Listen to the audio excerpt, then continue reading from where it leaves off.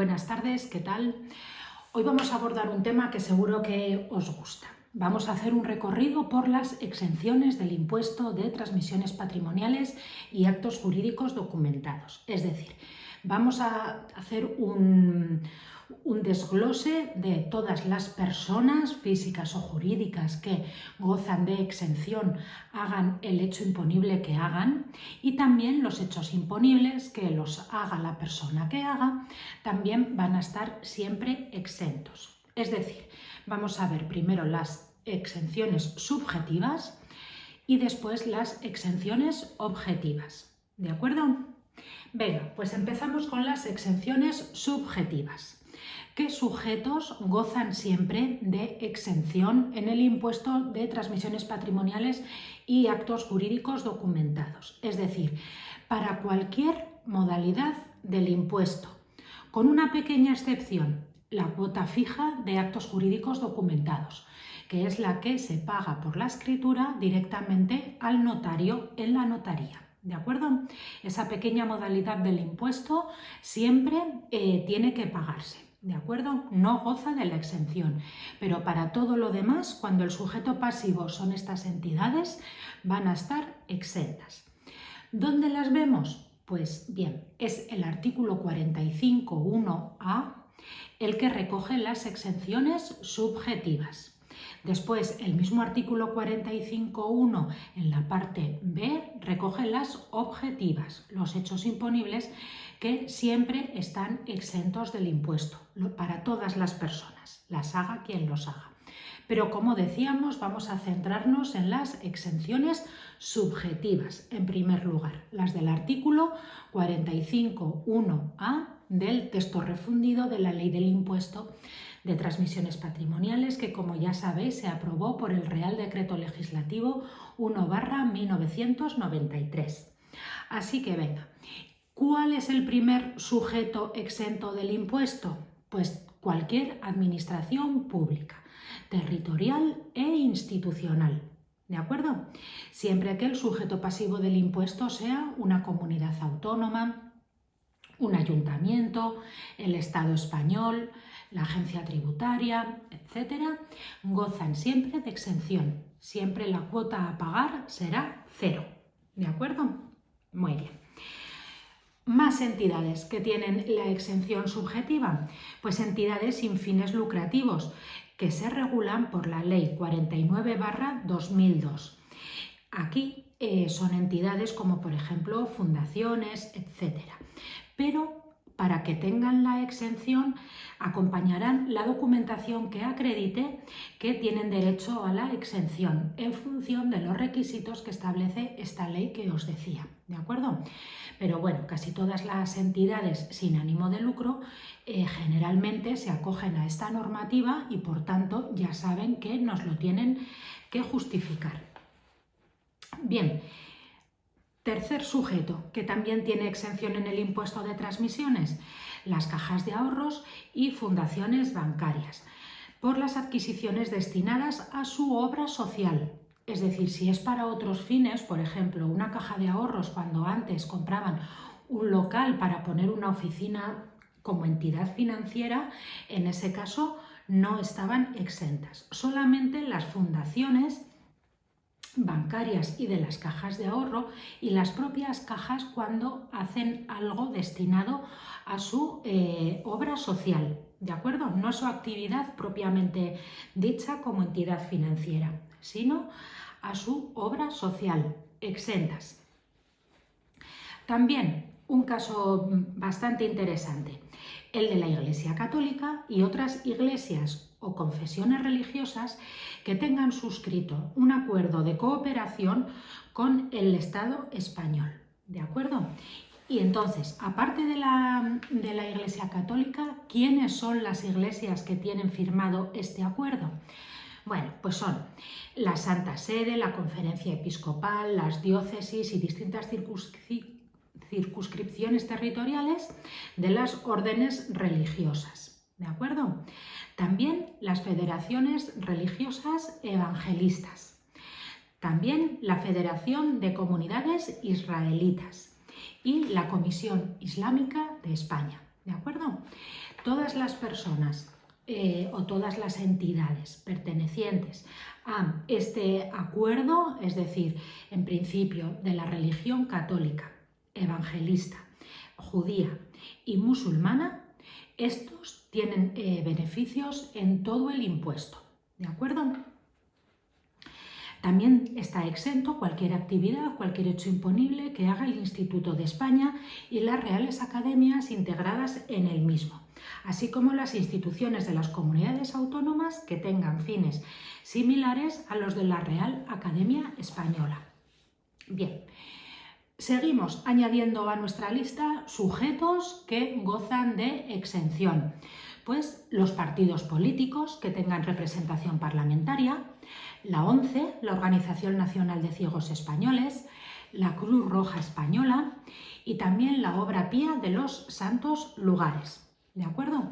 Todos estos sujetos, por el mero hecho de serlo, ya el artículo 45.1a de la Ley del Impuesto les reconoce este beneficio fiscal de la exención para todas las modalidades del impuesto de transmisiones, como decíamos, excepto una pequeña excepción, la cuota fija de acto jurídico, que es lo que nos cobran en la notaría cuando se hace una escritura pública.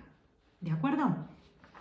Bien, pues si continuamos con este famoso artículo 45 de la Ley del Impuesto de Transmisiones, pasamos al apartado B. En el apartado B lo que se recogen son las exenciones objetivas, es decir, los hechos imponibles que están exentos. Lo realice quien lo realice. ¿De acuerdo? Ahí sí que ya es para todas las personas físicas y jurídicas. Para todos. Bien, vamos a ver qué hechos imponibles son estos. En primer lugar, vamos a seguir un poco el mismo orden que sigue el propio artículo de la ley, ¿de acuerdo? Además, también os digo una cosa, si pasa el tiempo hasta que volváis a ver este vídeo, os aconsejo que lo busquéis, porque permanentemente se están añadiendo nuevos epígrafes. Es muy interesante, ya os digo, que por si acaso lo miréis. En los últimos años, con la pandemia, con el cambio que ha habido en el mercado financiero y tal, se han introducido bastantes hechos imponibles nuevos. Por eso siempre os aconsejo que estéis al loro por si hay nuevos casos. Ahora, en este momento, los hechos imponibles son los siguientes.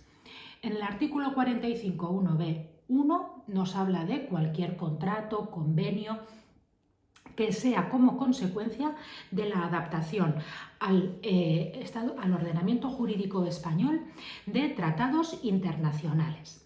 Entonces, cualquier compraventa, cualquier operación con repercusión fiscal que sea como consecuencia de hacer en nuestro ordenamiento interno eco de la normativa internacional a la que estamos obligados, todo esto estará exento. Bien. 2. Muy interesante también, el ejercicio del retracto legal hacia un adquirente que ya haya satisfecho el impuesto. En otro vídeo ampliaremos más este hecho imponible, los retractos legales, pero bueno, básicamente quiere decir que si una persona le compra a otra una finca, hay unas personas que tienen un derecho de adquisición preferente, que podrían haberlas comprado antes, probablemente, que un comprador. Bien, pues si se hace una operación en la que una persona le compra a otra una finca, pero alguien ejerce su derecho de retracto legal, esta tercera persona, el que ejercita el retracto, se entenderá con el antiguo comprador. Y si el antiguo comprador ha pagado el impuesto, el nuevo adquirente le tendrá que compensar por lo que le ha costado y por los gastos que ha tenido. Pero si el adquirente inicial ya había pagado el impuesto, el nuevo gozará de la exención, ¿de acuerdo? Es decir, no tendrá que pagarlo y el antiguo pedir la devolución, sino que él le compensará al antiguo comprador con lo que le ha costado más los impuestos que se han producido y, por tanto, respecto a nosotros, el nuevo estará exento. Bien, vamos con el número 3. Las aportaciones de bienes y derechos de los cónyuges a la sociedad conyugal y las adjudicaciones que se hagan en pagos posteriores. ¿Esto qué quiere decir? Pues que las aportaciones a las sociedades de gananciales de los bienes, por ejemplo, privativos de alguno de los cónyuges están exentos. Y también está exento cuando existe un crédito a favor de uno de los cónyuges en la comunidad conyugal y al disolverlo se le adjudica un bien en pago de esta parte. Pues estas operaciones entre cónyuges están exentas.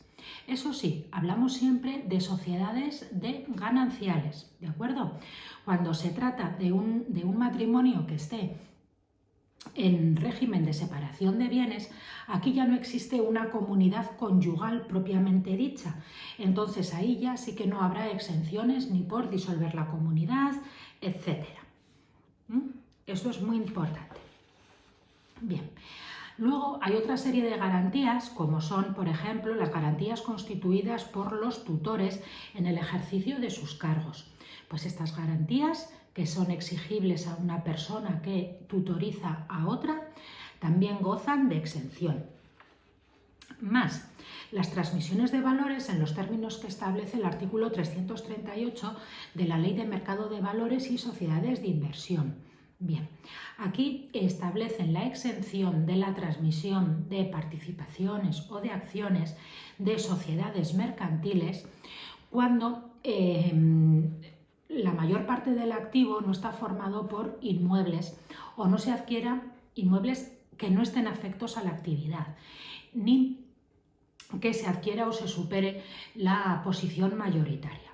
La mayor parte de los casos, cuando se compran y venden participaciones o acciones, no se llegan a reunir estos requisitos y por eso en la mayor parte de los casos esta transmisión de acciones a las que decíamos o de participaciones que hace referencia al artículo 338 de la Ley de Mercados de Valores estarán exentas. Pero si a la vez se cumplieran dos requisitos como que la mayor parte del activo de la sociedad está formada por inmuebles que no estén afectos a su actividad y además se adquiere o se aumenta la posición mayoritaria de forma que se aumenta el control sobre estos inmuebles, en esos casos, cumpliendo los dos requisitos, probablemente tendrían que pagar y no gozarían de la exención.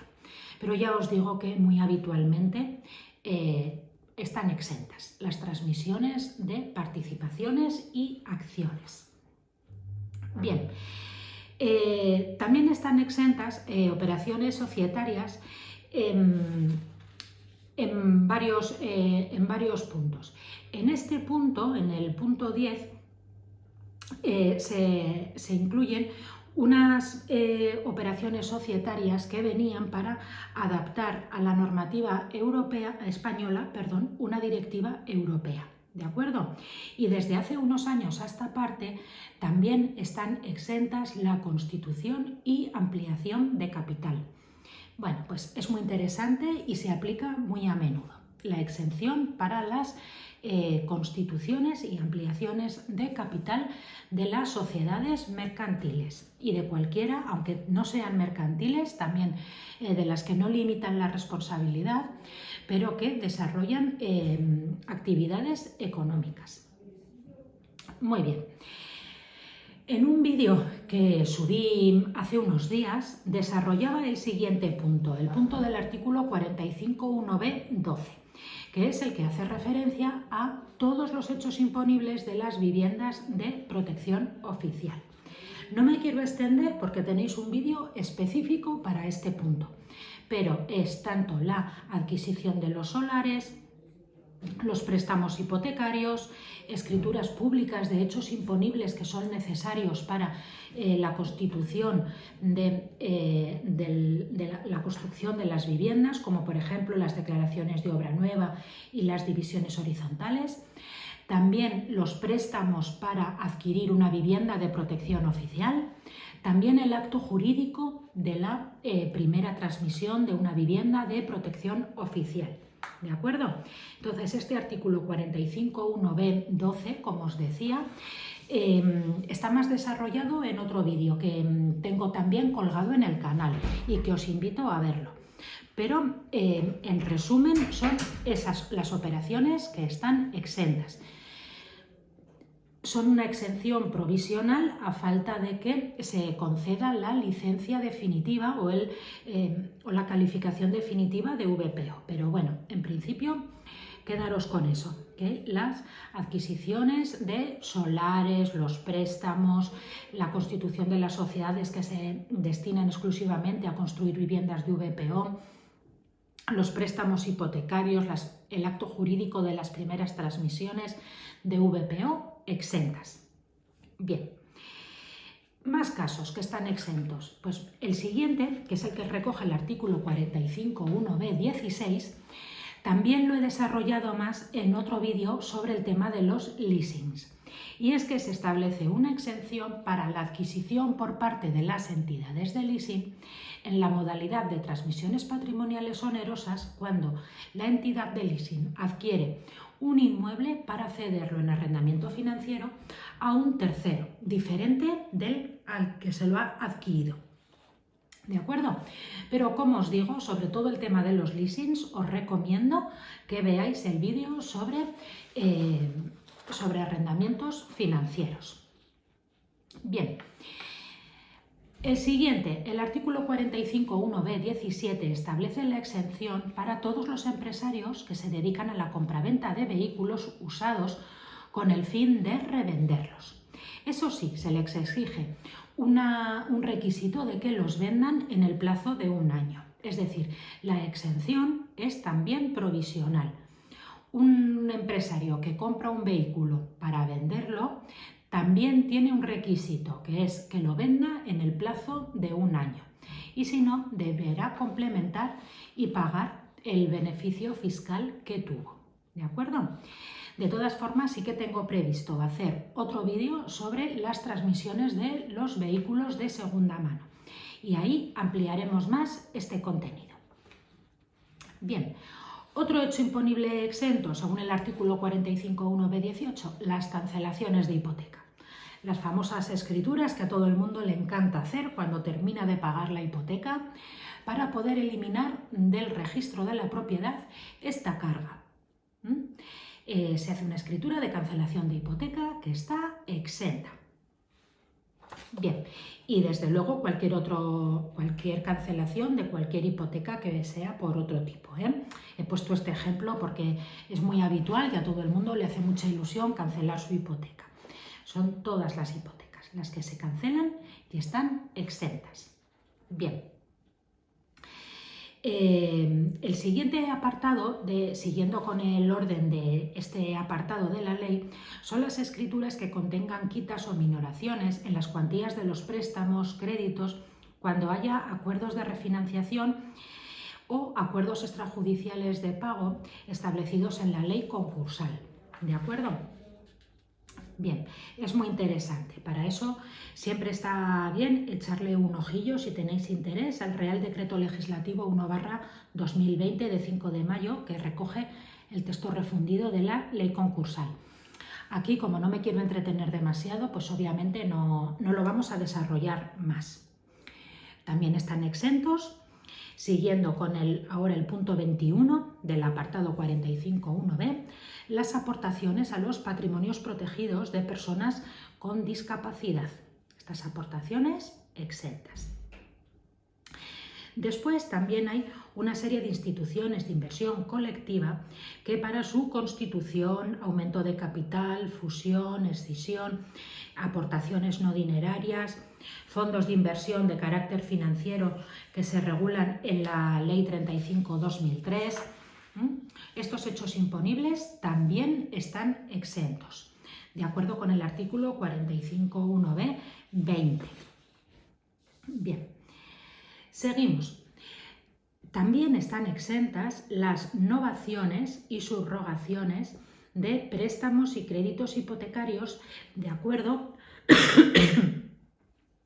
con el Real Decreto Ley 6/2012 de 9 de marzo y el Real Decreto Ley 19/2022. Están exentas de la cuota gradual de documentos notariales en la modalidad de AJD las escrituras de formalización de novaciones de préstamos y créditos que se introdujeron como medidas urgentes para protección de determinados deudores hipotecarios sin recursos. Muy importante. Bien.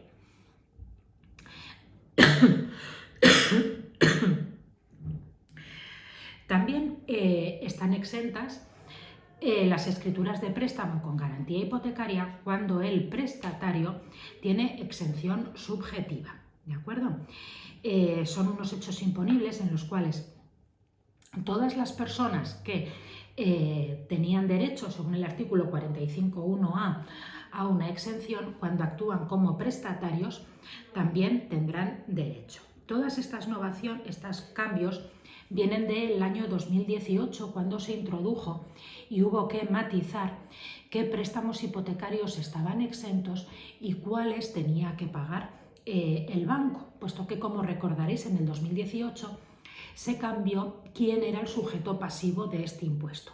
Antes eran los particulares y pasaron a ser los bancos. Bien, pues para no perjudicar a estas personas,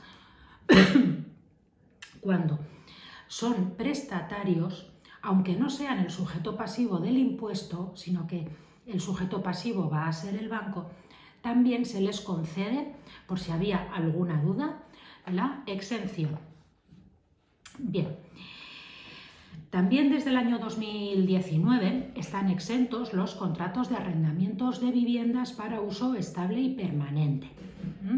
Es decir, las personas no que alquilan algo para las vacaciones y tal, sino para uso permanente de vivienda. Están exentos.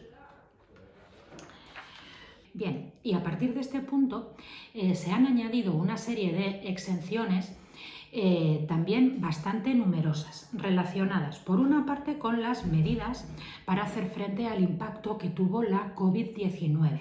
¿De acuerdo? De forma que beneficiaba a las personas que, se encontraban en una situación más vulnerable. Y también se introdujeron nuevas exenciones relacionadas con algunos fondos de inversión, fondos de titulización hipotecaria, etc. En esos casos os recomiendo que lo leáis detenidamente, porque se convertiría en algo demasiado farragoso para explicarlo aquí. Los requisitos están todos en la ley que os decía, en el artículo 45.1b, en los apartados 28, 29, 30 y 31, como sabéis, de la ley del impuesto de transmisiones. Pero bueno, sí que hablan pues de la constitución de la modalidad de operaciones societarias de todos estos fondos de titulización hipotecaria, la constitución, disolución y modificaciones existentes en aumentos y disminuciones de fondos de pensiones regulados en la Ley de Protección de los Fondos de Pensiones, la formalización de moratorias en préstamos y créditos hipotecarios, etc. La emisión, transmisión y amortización de bonos garantizados, participaciones hipotecarias, etc. Y también la transmisión de activos para constituir el patrimonio separado previsto en el caso de concurso de la entidad emisora. Bien, como os decía, hay un montón de casos en estos artículos, en los últimos del artículo 45.1b, y esto sí que conviene leerlos muy minuciosamente si consideramos que estamos en alguno de estos casos. Ahora bien, vamos a hacer un breve resumen también de exenciones que tienen que ver en las operaciones en las que está relacionado el Sareb. Bien, cuando el Sareb adquiere un inmueble, el Sareb está exento, ¿de acuerdo? Si el sujeto pasivo es el Sareb, está exento. Cuando le compramos un inmueble al Sareb, la constitución de hipoteca está exenta, aunque la hipoteca no nos la conceda el Sareb, sino que nos la conceda otra entidad financiera, pues gozan de exención también. Las operaciones entre los fondos de activos bancarios también están exentas. Y bueno, ampliaciones, reducciones de capital del Sareb, etcétera. Todo operaciones que tienen que ver con la liberación, con sacar al mercado y con fomentar el desarrollo de la propia Sareb. ¿De acuerdo? Entonces, tanto el Sareb cuando es sujeto pasivo como en determinados momentos cuando no lo es, como por ejemplo la constitución de hipoteca para financiar la adquisición de un inmueble del Sareb, estarán exentos. Igual que determinadas novaciones modificativas de los préstamos, pues también. Bien, y ya os digo, estos últimos epígrafes, como son bastante engorrosos, creo que es mejor que los leamos detenidamente y basándonos estrictamente en la literalidad. Pero no quiero terminar porque estas no son las únicas exenciones que tiene el impuesto, aunque sí que son la mayoría. También hay otras leyes que recogen exenciones en el impuesto sobre transmisiones patrimoniales. Seguro que todos habéis visto ya el vídeo sobre las explotaciones agrarias prioritarias en las que hablábamos de algunas exenciones, por ejemplo, para la primera instalación de jóvenes agricultores, por ejemplo. Pues efectivamente, la Ley de Modernización de las Explotaciones Agrarias es una de las leyes que tenemos que tener en cuenta porque añaden nuevas exenciones al impuesto sobre transmisiones patrimoniales. También la ley sobre las sociedades anónimas laborales. También la ley de cooperativas establece exenciones en algunas modalidades de acto jurídico, tanto para las cooperativas protegidas y aún más casos para las cooperativas especialmente protegidas. También para las agrupaciones de interés económico. También es muy importante la Ley 2/1994, que establece exenciones para la subrogación y modificación de préstamos hipotecarios, sobre todo cuando lo que se nova es el plazo y el tipo de interés, ¿de acuerdo? Exclusivamente. Si solo se nova eso, según esta Ley 2/1994, podríamos disfrutar de la exención. Y también un caso que a mí me parece interesante es la constitución, modificación, subrogación y cancelación de las hipotecas inversas sobre la vivienda habitual de un prestatario. Ya sabéis que una hipoteca inversa funciona al revés que una hipoteca normal, es decir, el banco te da una cantidad de dinero o te la va dando mensualmente a cambio de que al término del contrato adquirirá la propiedad que se presenta como garantía, como hipoteca en este caso. Por eso estas hipotecas inversas, también tienen muchas operaciones que están exentas. Y eso es todo lo que os quería contar. Yo entiendo que el artículo 45 es largo, hay unos puntos más fáciles de entender y otros más farragosos, pero bueno, aquí estoy para cualquier duda que me queráis plantear, como siempre, en los comentarios. Muchas gracias.